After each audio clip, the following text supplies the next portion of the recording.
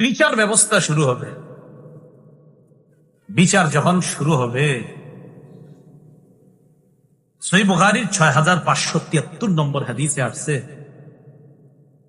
সাহাবায়ে কেরাম রাসূলুল্লাহ সাল্লাল্লাহু আলাইহি সাল্লামকে প্রশ্ন করলেন, হাল নারা রাব্বানা ইয়াউমাল কিয়ামা, হুজুর একটা কথা জানতে মন চায়, কিয়ামতের ময়দানে কি আল্লাহরে দেখমু? নবীজি জবাব দিলেন, হাল তুদারুনা ফিশ শামসি লাইসা দুনাহা সাহাব। ক্বালু লা ইয়া রাসূলুল্লাহ, নবী বললেন, সূর্যের নিচে যদি মেঘ না থাকে, সূর্য দেখতে তোমাদের কোনো সমস্যা হয় কিনা?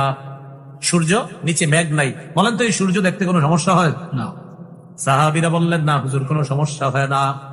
এবার আল্লাহ নবী বললেন, হাল তুদারুনা ফিল কমার লাইসা দুনাহু সাহাব, চন্দ্রের নিচে মেঘ নাই, মেঘ ছাড়া চন্দ্র দেখতে তোমাদের কোনো সমস্যা হয় কিনা?